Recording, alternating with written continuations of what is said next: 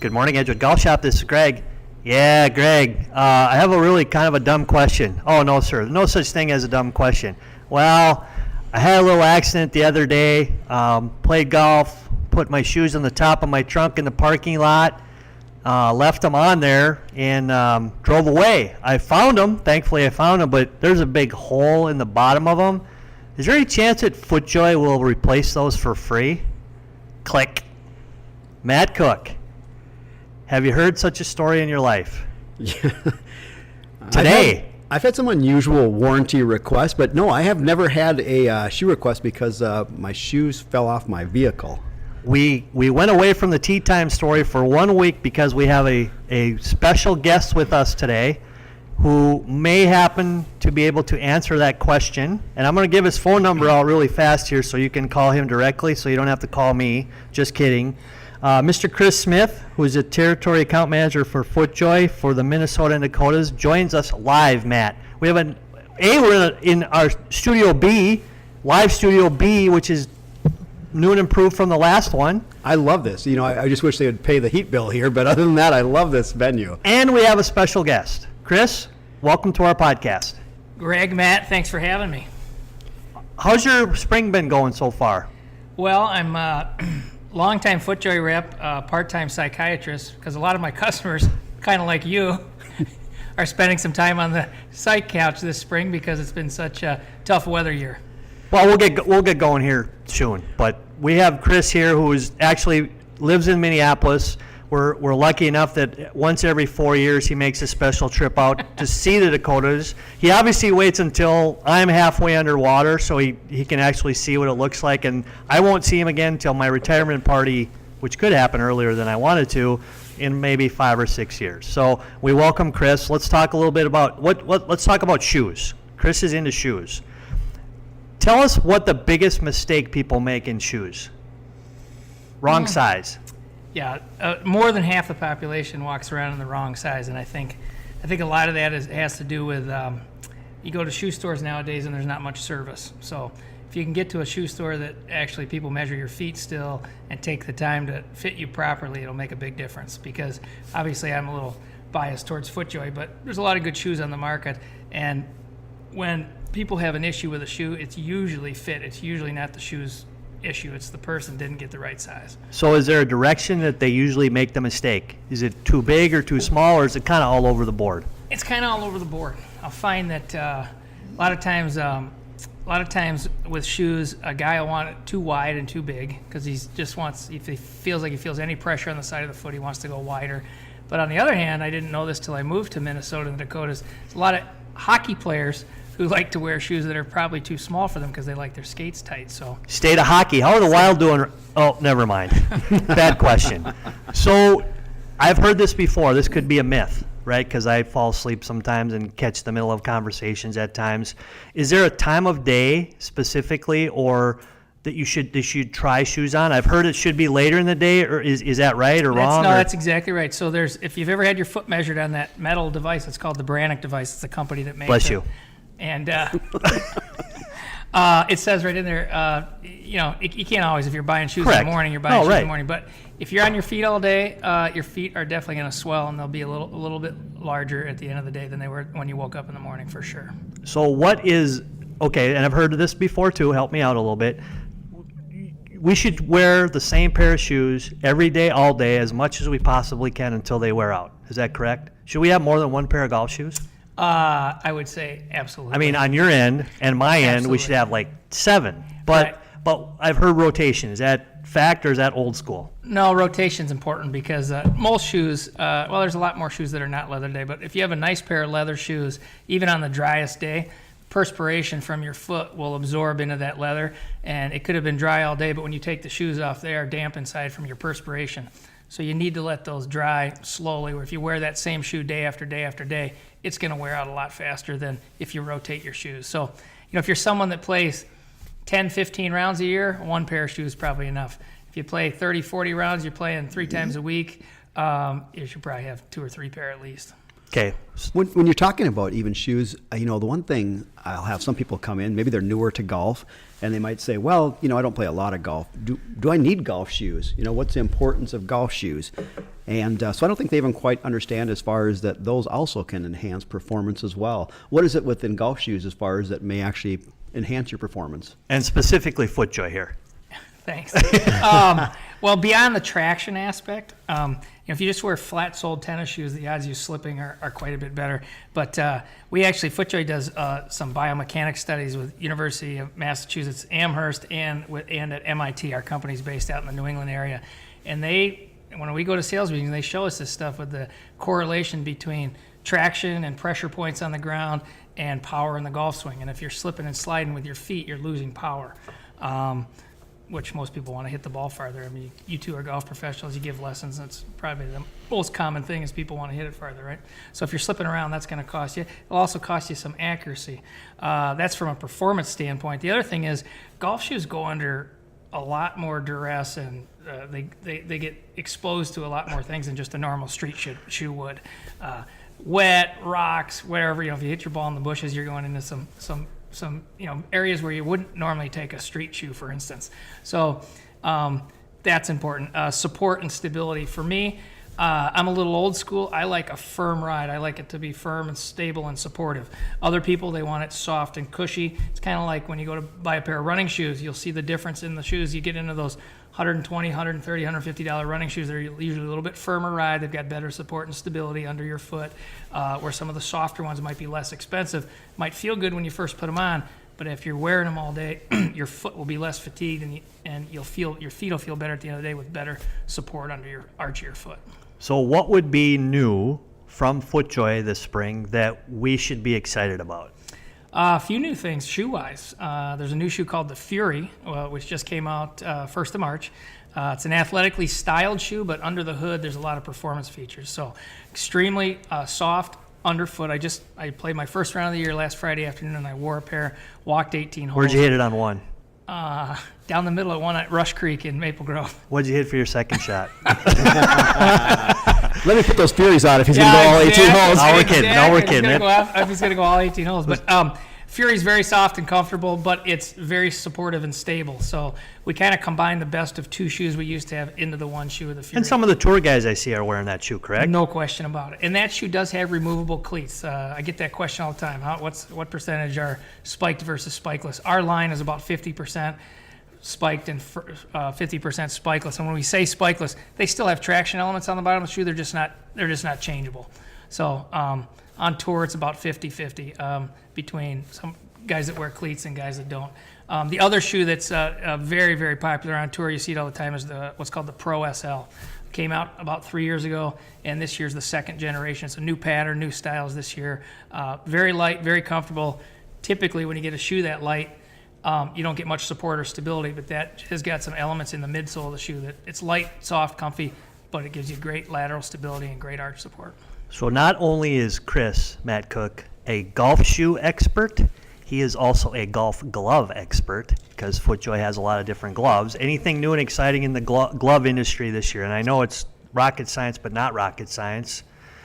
Well, funny story about glove. I didn't know this till I got in the golf business, but up until about 1980, a golf glove was just a golf glove. It was, people wore it so they didn't get a blister. There wasn't much performance aspect to it, but there used to be two brothers that owned FootJoy, Bill and Dick Tarlow, and they owned the company from the mid-50s to the mid-70s. And Bill was the design guy, and Dick was the business guy, business brain of the operation.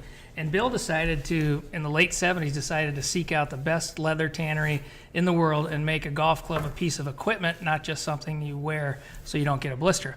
And what he found was Petards of England. You probably heard of Petards before. They're a famous leather tannery in England. Yes. So he partnered with them, and at the time, golf gloves were retailing for about $5 or $6 a glove. That's what they sold for. Well, the Stay-Soft came out in 1980 and introduced as a piece of equipment, not just something you wear so you don't get a blister. And I want to say back then retail was like $12, and everyone was, you'll never sell those. Well, that was over 30-some years ago, and Stay-Soft's still going, and it's on about the 7th or 8th generation. So it does make a difference. How about fit? Fit on a glove? Yeah. Two glove sizes, regular and cadet, and that gets people get a little confused about that sometimes. But you want a golf club to be comfortably snug. When you open up the palm of your hands, you spread your fingers open. You want to be able to pinch a little bit in your palm. Okay, if you get a lot of leather in there, it's probably too big. And when you tighten the Velcro strap over, if it's not, if it's still not, if you still got a lot of extra leather, you're going to tear through the glove a little quicker. So one misnomer is people who tend to wear a hole in their palm, whether it's a FootJoy glove or not, it's usually not the glove's fault. Either the individual is holding the club too far out at the end of the club, Can't be. or at the top of their Can't swing, be. they let it go and readjust. How about if they put their golf glove in their shoes on the top of their trunk? We replace the glove. You're gonna have to call No, warranty on that. I'm one. just kidding you. Yeah. Yeah, a lot of people seem to get gravitated towards the Weathersoft glove because it looks kind of like it's got that patch as far as in the palm, and it's like, Yeah, no I'm going to question. get that patch there because I always burn a hole right there. But and you said that there's both regular and cadet, and that is one confusing one that people ask a lot about. Touch base, what's the difference between the two then, as far as in a glove, and why would one go to a cadet? Why would one go to a regular? So one of the main difference, a lot of people think the only difference with a regular cadet is that cadet has got shorter fingers. That's true, but it also has more volume in the palm. So if you ever shake someone's hand and they have a big meat hook of a hand, thick hand, that guy's a cadet. Okay. How about if they're a small cadet? What does that mean? Well, it's a sign of intelligence because I'm a cadet small. Wow. How about you, Matt? Jack Nicholas, Greg McCullough, cadet small. Well, I think there's a correlation there. That's where it ends. I'm a men's small. Not cadet, I'm a men's small. Yeah, right. So anyways, Sorry, so interrupt. cadet is not like it's a junior glove or something like that, but it's for a thicker hand and the circumference of the fingers. So a guy with thick fingers, thick palm, that's where a cadet happens. So the cadet's actually larger in the palm area. It's interesting how people, as far as wearing gloves, like growing up, I never wore a golf glove. And it wasn't until I probably got actually out of high school before I started to. And so then I was always searching for something as thin as possible because a glove just felt so foreign to me as far as holding a golf club. And so it would usually So what a good Cabretta glove does is, and what the StaySoft does and the Pure Touch and the leather products that we make, it allows the golfer to control the club with the least amount of grip pressure. If any of you out there that have taken lessons, most pros start with the grip, and you want to grip the club firm enough not to lose control of it, but you don't want to put the death grip on it either because tension is the enemy of a smooth swing. You're going to lose distance, you're going to lose accuracy when you're not. The good leather glove will allow you to control that grip with the least amount of grip pressure. Well, a lot of people are familiar, I know, obviously, with the FootJoy name when it comes to shoes. Been very popular for a long time, and of course, a lot of people have always been wearing the FootJoy glove. But we've had some brutal weather both last fall and now this spring. Between both rain and especially cold weather. And it's not a lot of fun to play golf in those conditions. And most people that come on out, they're probably not prepared for that. They show up probably either in a hooded sweatshirt, and that doesn't work out really well, especially in damp conditions. How can we make our golf more enjoyable as far as in the spring and fall of the year? Matt, we at FootJoy, we have one of our ads and one of our sayings is make every day playable. So if you live in the northern half of the country, whether it's North Dakota or Minnesota or New England, or somebody said they talked to somebody in Wichita today, it was 45 and raining. If you want to play more days of golf, you're probably going to have to play in some inclement weather. So we made a shoe. Most of you are familiar with the DryJoy's shoe. That came out over 30 years ago. In fact, this year's the 30th anniversary of it. About 15, 20 years ago, a natural extension of that DryJoy's brand, which most people associate waterproof with DryJoy's, was our rain gear. So we first came out with a DryJoy's rain gear about 15 years ago. But for a few years, that was pretty much all we had. It's great waterproof, stretches. It allows full range of motion when you swing the golf club. But since then, about 7 or 8 years ago, maybe 9 years ago now, we got into full line apparel, and not only shirts and shorts and trousers, but inclement weather things like a base layer. A base layer would be considered kind of a compression piece you wear right up against your skin. Good for golf, good for hockey, good for skiing, good for anything outdoors when it's chilly.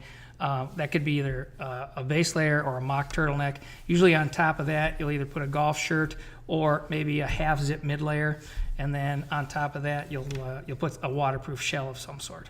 But the layering system is key because, as you know, a lot of times in our part of the country, the temperature changes kind of rapidly. Whether it's warm out and it suddenly gets cold, or the sun comes out and you warm up, layering allows you to shed a layer when you need to be most comfortable. I really like, as far as with a lot of the stuff too, as far as when you talk about layering, is that everything seems to be just so thin. So you just don't get like really bulky. And that's the other thing too, I think in the past is that, a person would, put on their polo and they'd probably put on some heavier fleece piece, and then they put on kind of probably a bulkier type of a jacket even. And so it just really kind of was difficult, I think, to really swing the golf club.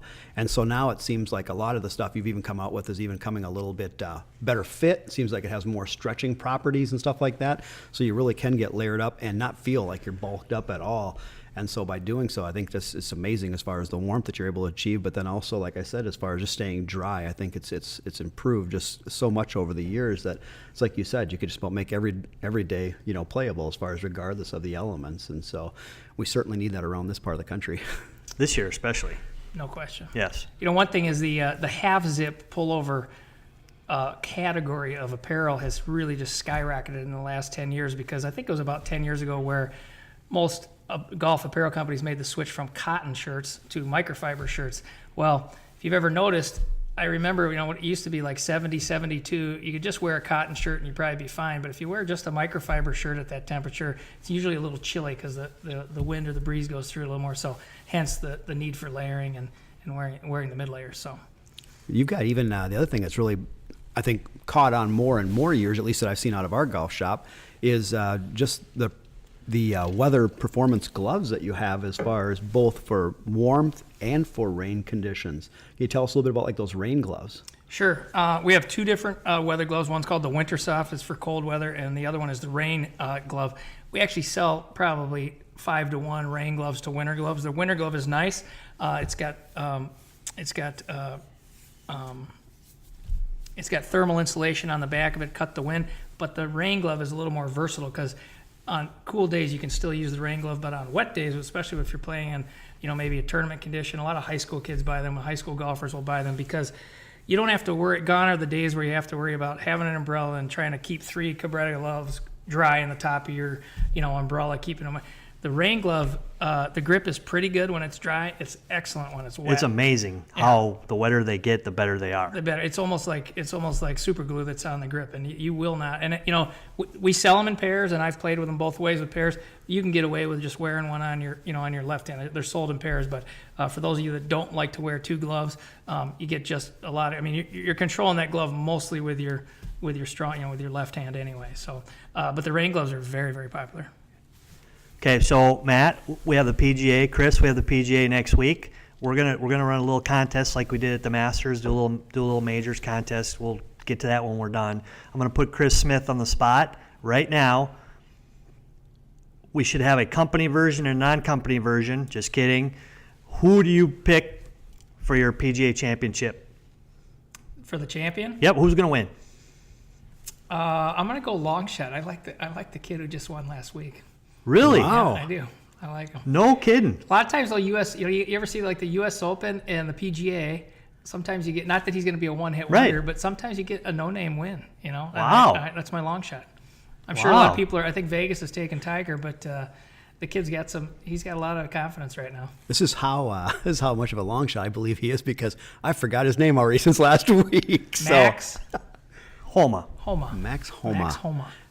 Max Homa's bringing it home at Bethpage Black. Nice.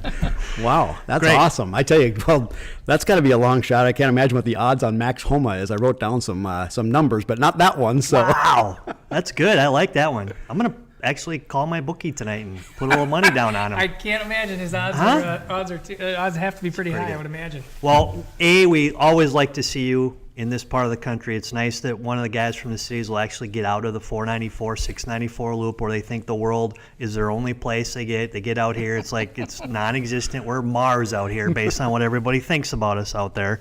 It's always a joy to see you. Thanks for making the trip. We appreciate you spending some time with us, educating us on what kind of shoes, gloves, and outerwear to wear. We hope you have a great 2019 season and travel safely, my friend. Same goes for you guys. Matt, Greg, thanks for having me on. thank you. Well, Matt, Chris Smith gave us his prediction. Let's talk a little bit about the PGA. It's coming up pretty quickly here. We've got 7 to 10 days, and we're going to run a little contest we'll talk about a little bit later. What are we thinking? Boy, I tell you what, one thing I'm thinking is it's going to take a person probably with a little bit of a power and a little bit of precision and a little bit of patience. I'm going with the 3 Ps. Bethpage does not look like an easy golf course. I think they even have a sign outside their golf shop, warning people that you may want to be an experienced player. Experts only. Right, experts only, or else get the heck off the property. It's a hard golf course, it sounds like. If you look at some past tournaments that have been there, and I took a look at actually 4. I couldn't remember that there's been 4 tour events there. Obviously, we have the 2 U.S. Opens. First one, Tiger Woods was the only guy under par. The second one, Lucas Glover won. And they've also had the Barclays there in 2012 and 2016, a little bit more recent, where Nick Watney won earlier, and Snedeker was in there, Garcia was in there, and then in 2016, Patrick Reed won, and Sean O'Hare was there, and Jason Day played well at Woodland there. So even though, right, so I looked this up as well, because we're into slopes and ratings in the USGA to dictate how hard we think the golf course is. The course rating there is 78.1. Wow. And the slope is 152. Oof. And I know that the average slope, right, is 113. So I think that's pretty hard. Based on that, though, I don't see although the Bombers do play well there, it doesn't necessarily have to be a Bombers golf course. No, but it's not like it's super long. I think they're only saying it's like about 7,400 and some change, maybe. 74.36 par 70. Right, so it's not like on tour standards, like it's outrageously long, but they do have a lot of holes, it seems like, that go uphill once again. It's not like playing Olympic Hills on Monday with you. It seems like 18 holes all went uphill for whatever reason. That's because it was Matt hit the ball, drag Greg. Matt hit the ball, drag Greg. All the way not through. true That's at all. and again, how about the slow play deal? How long did it take us to play? I don't know. I think 5 we started hours on and Monday 20 and finished minutes. on Tuesday. Apparently 5:20 to 5:35 is par time to play golf. Come on, fellas, let's go. Seriously, let's go. And the high percentage were riding. And the highest percentage were riding. And the scores are low, and we're playing a best ball. Right. I don't get it. I don't get it. Well, it gave me a chance to practice a lot around the greens after we finished the hole. So We'll talk a little bit about that at the very end of our show. We were special. We were very special. yeah, I think like when you were mentioning that, I think there was only a handful of people that broke par even in 2009. Like you said, Tiger was the only one that was below par in 02. And in the Barclays, I think there was 8 players in 2012 and only 11 players in 2016 that broke par. So it's not a golf course they're going low on. So I don't expect that here in the next another week here that it's going to change at all. I have a feeling that It is a tighter golf course, so it has some trees, not the local, not the recent trend to play golf courses that have no trees on them. So we have some tree issues there.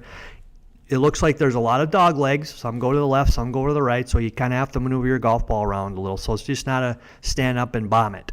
Right. At least it looks like it. It'll be the PGA has always set up their golf courses where they weren't necessarily worried about par per se, and so the scores have been reasonable. It's not like playing in the desert where it's 30 under, but it's also been anywhere from probably 8 to 12 to 18 under, depending on what kind of weather conditions that they get. This will be the first time Tiger's playing since the Masters in Augusta. That's a little rare, I think. It's not the first time he's ever done that between majors, but it'll be interesting to see with that layoff, how things will go. He's obviously had great success winning the 2 U.S. Opens there. He's there today. He's Yes, getting his tune-ups now. Huh? Today. So we're a little bit early. This is a week before the Right. PGA, so he is there today practicing. Critiquing. Everybody's critiquing him. Man, he walks with a little limp. His back must be bad. Man, he missed his 4th practice putt on the 3rd hole from 50 feet. He must be going to die or something. It's crazy. It's just crazy. So if you had to make your prediction now, do you have an individual in mind that you think has a very good chance as far as winning this? And if you tell me Mr. Homa. I would not have picked Max Homa. I know that's hard to believe, but I wouldn't. That's a good one though, right? Because yeah, and the PGA Championship does have dark horse winners. Right. They're everywhere on the Right. PGA Championship leaderboard. Now, it was later in the year before. Now it's earlier in the year, so we'll see how that goes.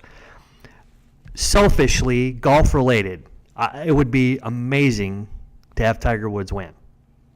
Now, Yeah. I've picked him for the last 20 years, always on the majors, right? It would be awesome for him to win. I actually am going to take Brooks Koepka. I mean, his record as of late has been amazing. He was second at the Masters, and I was listening on our way home on that Monday night that said he had 4 penalty shots and 5 3-putts or something, which Right. is crazy. So he should have won Right. at the Masters, and he's been awesome on the major championships. I don't know if it's a hard golf course to walk or not. I don't know if they'll be able to get around at all. But he's lost 30 pounds, so he'll be better there. Yeah, boy, has he really gotten beat up on that deal. Unbelievable. I can't He believe just it. keeps playing great, and they're picking on him losing 30 pounds. It doesn't make any sense at all to me. Right. So Koepka would be a good pick for me. How about you? Well, I agree. Koepka would be great. I mean, he's got a winner of U.S. Open in 17, winner of U.S. Open 18, winner of PGA Championship in 18, second place the Masters. He's already got a victory this season at the CJ Cup at 9 Bridges, and tie for second at the Honda also. So, I mean, with he's already got 6 top 25s, 3 top 10s. He's playing well. So, I mean, it's tough to argue about that one.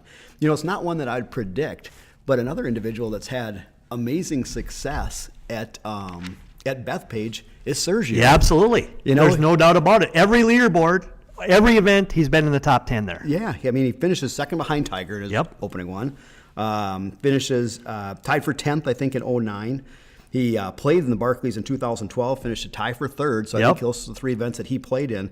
And you know what? He's not playing bad this year, I wouldn't say. And I would agree. I don't know how much that all relates to the success now in 2019, but seems like a course that has Who's your pick? done well. Well, I was kind of. I knew you're going to give me like 6 guys. Pick one. I was leaning towards Brooks myself, but Well, you can do that. I can't do that. You're I'm not allowed to gonna do that. So This is not. I'm going to go with a guy who's had 10 events, 10 made cuts, 6 top 25s. 6 of those are also top 10s. First at the WGC in Mexico, a tie for second in Masters, a bomber with a little bit of precision, and he has had 19 of his last 24 rounds under 70. Dustin Johnson. Yeah, that would be a good pick. So He's played great for the last other than when he fell down and hurt himself. He's been amazing. I mean, 6 top 10s out of the 10 events he's played in Yeah. so far. I mean, he has played really, really well this season. I look forward to seeing him possibly win another major, but it'll be interesting. It's the one thing it does look like, in looking towards trends or whatever, is that there's not many guys that have come from back of the pack.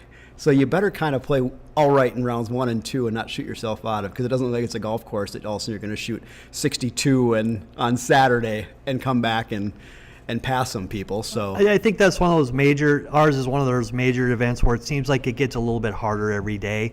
The Masters is somewhat like that, although on Saturday, Sunday, they tend to make it a little bit easier to try to get some scores. So I wouldn't disagree with you. A dark horse for me would be Molinari, who he just for the last year has played great, and he's been at the Masters. He was in the hunt. It just seems like whenever he plays, he hits it straight, and it looks like the past champions have hit it straight. I think he's long enough. So I mean, if you're looking for a guy maybe not necessarily on the radar, if you're doing a pool somewhere and you got to pick so many guys, and everybody's going to pick so many guys, he might be a guy that would get picked, but maybe a little bit lower on the list. Does he fly under the radar? Maybe he does. Yes, to me I think it just so. seems like it. I think so. I mean, he's not maybe the flash. Well, obviously not the flash. You listen to his interview and you fall asleep while Right. you're listening to him Yep. after a victory. Yep. But it's just, he just plays so well. He's got such a great track record. And so, yeah, I could definitely see him playing well. So we both picked Koepka, even though you kind of said DJ, so that gives you 2 picks, I guess. Chris Smith picked Max Homa. Okay, so let's do a little contest like we did at the Masters. Fantastic. Right? You have to tweet your answer. I want to know who the champion is at What's My Tea Time, who your champion is, and the tiebreaker is score, right? And it's like the Price is Right. If you pick the score too low, and there's a tie, and somebody picks one that's a little bit higher, the winner is 10 under, you pick 12, somebody else picks 8 or 7, the 7 or 8 wins. Okay, so good. tweet the winner and the score to @What's My Tea Time. before Wednesday, what is that, Matt? May 15th I think that is correct. at midnight. That's perfect. Okay, so they won't be playing yet. We'll see, and we'll see what happens. But we'll give them a free dozen Pro V1s with that What's My Tee Time on there. That's fantastic. Boy, Brock Ellingson, I don't think has lost all of his golf balls yet from winning the Masters one. So Has he been through, has he opened up all the sleeves and understand that there was only one sleeve that had actual golf balls in it? Oh, wait a minute. Brock, if you're listening at some point, don't look at all of them because they're not like that. You know, you were talking about how difficult the golf course is and how difficult it is to walk. So John Daly thought so too. So they're allowing him to take a golf cart for the PGA. I didn't see that. So this is the first time since 2012 in a major since Casey Martin, where they allowed him an exemption. So, Okay. you know, Casey had played, I think, in both 98 and 2012. And through a lot of legal battles, you know, Casey had actually it's a circulatory disorder, I think, in his right leg. And so it almost prohibited him from walking the golf course. It wasn't going to happen. So the only way he was going to be able to compete, and he felt that he could still compete, but with the aid of a golf cart, they eventually allowed him to use a cart in the Open. And I'm not sure if he made a cut on either of those, but, you know, it was an unfortunate deal and something I think. So John Daly's riding a cart at the PGA Championship. Yep. So John Daly, you know, applied, you know, for a cart under the American with Disabilities Act. What's his disability? Too many Cokes? Too many cigarettes? For him, it's interesting because he has actually got osteoarthritis in his right knee. And I think he had like his meniscus basically removed. Probably needs total knee replacement. If that was the case, maybe, I don't know if it would be career ending, but obviously that would be a No, long it's not career ending. Look at my career, man. I have a new knee. True, you got even more improved. That's why I did. Yes, I did. And so it's like, it's an interesting conversation. I've listened to a little bit of talk radio and read a little bit of stuff recently. And, you know, people are, obviously there's a lot of followers there, a lot of John Daly lovers. And so, of course, they're, you know, saying, well, yeah, that's right, you know. John Daly in New York, loudmouth golf, Right. with a golf cart. What could go wrong? But he can't have a top on it. But he can't have a top on He it. can't have a top on it. All right. No protection from the There sun. we go. But you know, it's an interesting deal. You know, it's like with John, what is Daly now? Probably 53, maybe somewhere. Yeah, in that that's about area. right. You know, it's kind of like when you look at it from like a legal grounds. I was a little surprised the PGA did it. I don't know if they were just scared as far as what the ramifications would be on that. I think they need to maybe make it clear as far as what is the competition all involved? Right. Is walking an integral part of it? Well, apparently at Augusta it is. I mean, the guys are lucky if they can even finish. You know, it's like, and for John also being 53, not saying that 50-year-olds can't compete or 60-year-olds can't compete, but Mother Nature, not Mother Nature, Father Time. Father Time, basically. Mother Nature's husband. Mother Nature. Father Time, it eventually catches up. You know, Correct. It's like, Yes. in all sports. I mean, Yes. Are they going to lower the basketball hoop to 8 feet because I can't jump any Right. farther? You know, and I do think that to a certain degree, I think, you know, stamina, endurance, and being able to walk, I think, are important. And so, I don't know. I think this opens a bad precedence once again. And so it'll be kind of interesting. I'm not picking John Daly to win. In fact, I'm not even sure if John Daly will be able to finish. I mean, he withdrew last year. I think it was from the U.S. Seniors. Yep. And I think also the U.S. Open. Well, Seniors most of the time possibly. he's withdrawn Friday night because he misses a cut. Right. But that's okay. No, Right. look. This is a whole different story. I'm glad he asked the question because I think those are good. Those are awesome discussions to have. And you know what? Let's see what happens. Let's Right. just see what happens. I did not know that, so that's cool. Yeah, Okay, so we've learned about FootJoy, shoes, gloves, outerwear today. Thanks, Chris Smith, for joining us. We've talked about our PGA, so let's give a little synopsis of the Matt Cook and Greg McCullough best ball debut at Olympic Hills on Monday. Oh, man. You got any words to describe how that was, Matt? Well, I just tried to forget about it for a while. We were fortunate to go down and play Olympic Hills in Eden Prairie, and if anybody's ever played that golf course, it's a fantastic golf course. Kudos to the staff that goes out there, and really appreciate that they allow us to go down and play that facility. That was the first time I'd had an opportunity to play it. It's a really good golf course. I thought it's a good challenge. Boy, those greens. That's probably been the closest to I've never played Augusta. I've been to Augusta, but that's probably the closest I've ever been to as far as playing greens that would be like Augusta. There were some difficult ones there as far as you got to kind of put the ball maybe in the right spot, as I found out on several occasions. So I think we both did a lot of things that we talked about a couple weeks ago in our podcast not to do.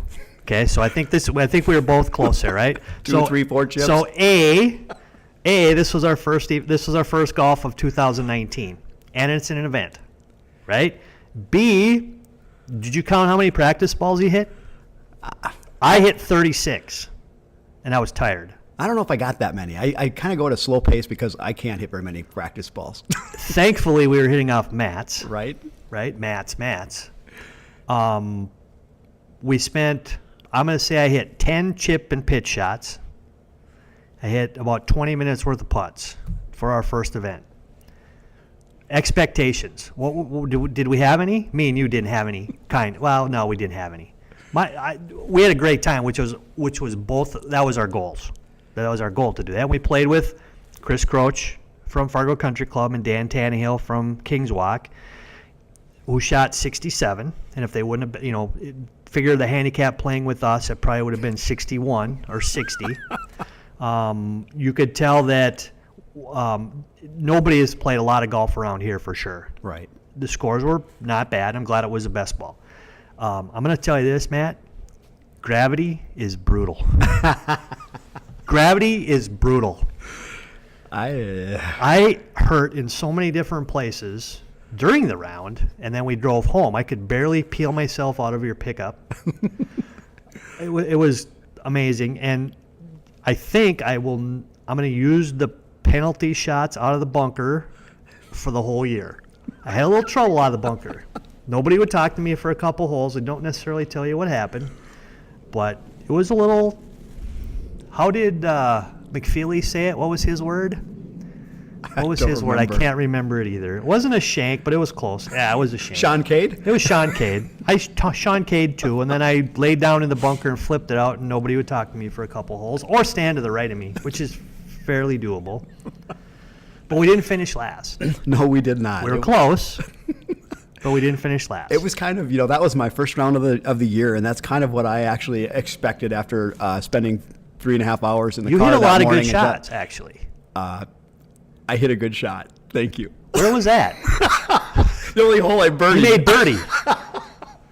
Other than that, there was not a lot there that I can go back on and you were okay. Reflect on. And for our first rounds, really. For our first rounds on that golf course. I tell you what, right. it taught me a lot. Did I know now what my weaknesses are. As my daughter would say, everything. Yep, it was, but no, it was great. It was, I didn't lose a golf ball. I didn't get hurt. Had a ton of fun. It was a great foursome, a great facility, and well, best of all, I'm glad we decided to play. Yeah, best of all, we weren't at work, so. Nobody at work's listening to this, so they don't even know that. Right. We were at work all day. We worked all day and all night Monday. Any awards you'd like to give away this week?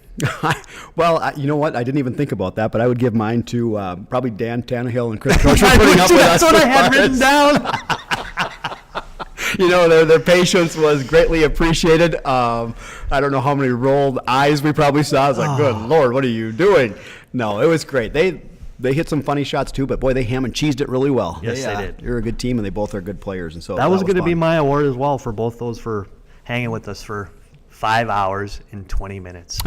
My goodness. We have to do something. It's ridiculous. Well, it looks like the weather's finally going to change around here. I think this upcoming week, hopefully we'll finally see the 70s once again and try to get the soil temperature warm up where we can start to see grass starting to grow. I know that right now our maintenance crew isn't having to mow a whole lot of grass. It's just a slow start so far. Again, all of the golf courses are open. The Fargo Parks, obviously not Edgewood, but our driving range is open. The rest of them are open.